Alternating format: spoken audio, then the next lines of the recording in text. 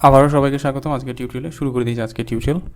Last টিউটোরিয়ালে আমি আপনাদেরকে দেখিয়েছিলাম ইউআরআই ভার্সনিং, কীভাবে আমরা ASP.NET কোর এপিআই অ্যাপ্লিকেশনের মধ্যে ইউআরআই ভার্সনিং ইমপ্লিমেন্ট করতে পারি। ওকে, তো আজকে আমরা দেখব হেডার ভার্সনিং। সো একটা টাইপ আছে হচ্ছে header or media type versioning.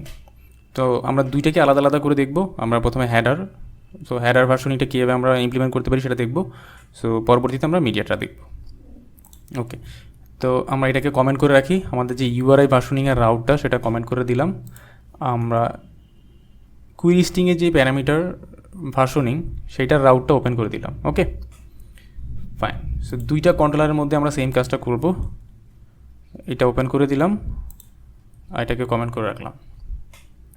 Okay, so আমাদের উদ্দেশ্য কি, আমরা আজকে হেডার যে এপিআই ভার্সনিংটা আছে সেটা নিয়ে আলোচনা করব। তো হেডার এপিআইয়ের জন্য আমাদের এইখানে একটা কনফিগারেশন আছে, সেই কনফিগারেশনটা আমাকে এখানে সেট করতে হবে। তো আমি এখানে লিখলাম options dot API version reader. Okay, API version reader. Then এইখানে আমি আসলে কোন ভার্সন রিড করতে চাই সেই এখানে আমি ওই ভার্সনটা আমি এখানে ইমপ্লিমেন্ট করব। That's it. এখানে একটা ক্লাস আছে API version reader, API version reader.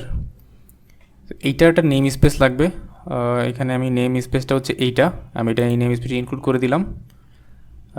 এই নেম স্পেস ইনক্লুড করে দিলাম। দেন ডট দিয়ে কম্বাইন।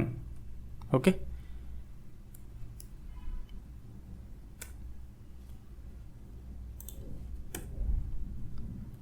So combine. এইখানে আমি বলে দিব new header API version reader.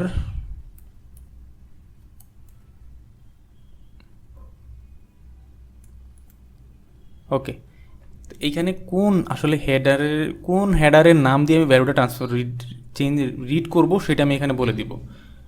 এখানে কি করতে হবে, আপনাকে একটা option API version reader.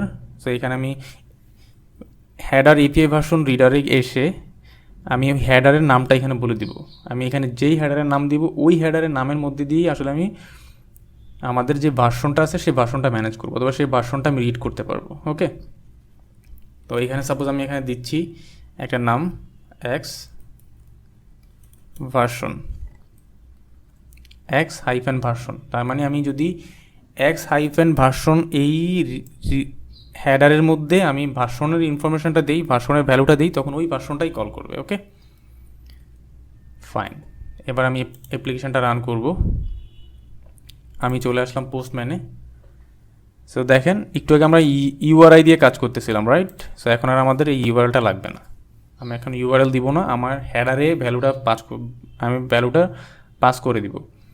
So এখানে আমি দেখতে পাচ্ছি হেডার। সো হেডারে এসে আমার কি হচ্ছে এইটা এক্স হাইফেন ভার্সন, আমরা যেটা এইখানে বলে আসি। সো আপনি এটা আপনার মতো করে নাম দিতে পারেন, কোনো প্রবলেম নাই। আপনি যেই নাম দিবেন ওই নাম দিয়েই আসলে ভ্যালু রিটার্ন করতে হবে, ভ্যালু সেন্ড করতে হবে। ওকে, তো আমি এখানে রিডারের আমার যে হেডারের নাম দিচ্ছি এক্স হাইফেন ভার্সন। সো আমি পোস্টম্যানে এইখানে আমি এক্স হাইফেন ভার্সন দিব। দেন আমি কোন ভার্সনের এপিআইটা কল করতে চাই সেটা বলবো। সো আমি এখানে দিলাম হচ্ছে 1। দেন সেন্ড বাটনে ক্লিক করলাম। দেখেন ইউজার V1 কন্ট্রোলার কল হচ্ছে কিন্তু। সো আমি এখানে যদি 2 দেই, ইউজার V2 কল হচ্ছে। ওকে ক্লিয়ার, বোঝা যাচ্ছে কি? সো আমি যদি এখানে হেডারের মধ্যে 1 দেই, আমার যে 1 আছে সেই এপিআইটা কল হচ্ছে। 2 দিলে 2 আমার অ্যানাদার যেই ভার্সনের এপিআইটা আছে সেই এপিআইটা কল হচ্ছে। সো আমি যেটা চাইলে আমি হেডার দিয়েও ম্যানেজ করতে পারি। আমার আসলে হেডারের মধ্যেই ভ্যালুটা থাকবে আসলে কোন এপিআইটা কল হবে। ওকে, সো আমি যদি হেডারে কোনো ভ্যালু না দিই, আমাদের ডিফল্ট এপিআই ভার্সনিং কী বলে, ভার্সন যেটা 1 আছে সেটা আমার কল করার কথা। সো আমি কোনো কিছু না দিলে 1 কল হচ্ছে। তো যদি 1 দিই তাহলে 1 কল করবে, 2 দিলে 2 কল করবে।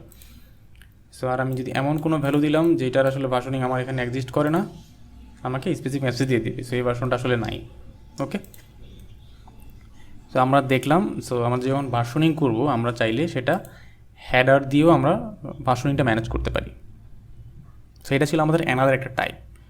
সো আমরা দেখলাম কুইরি স্ট্রিং প্যারামিটার ভার্সনিং, দেন দেখলাম ইউআরআই ভার্সনিং, দেন আজকে আমরা যেটা দেখলাম সেটা হচ্ছে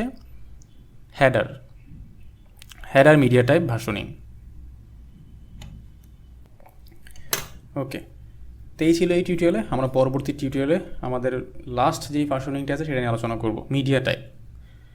তো মিডিয়া টাইপ ভার্সনিং নিয়ে আমি আলোচনা করব। সে পর্যন্ত ভালো থাকবেন, সাথেই থাকবেন। আর এই টিউটোরিয়ালে যদি কোনো প্রবলেম থাকে অবশ্যই কমেন্ট করবেন, আমি ট্রাই করব রিপ্লাই দেওয়ার জন্য। ওকে, ভালো থাকবেন, আল্লাহ হাফেজ।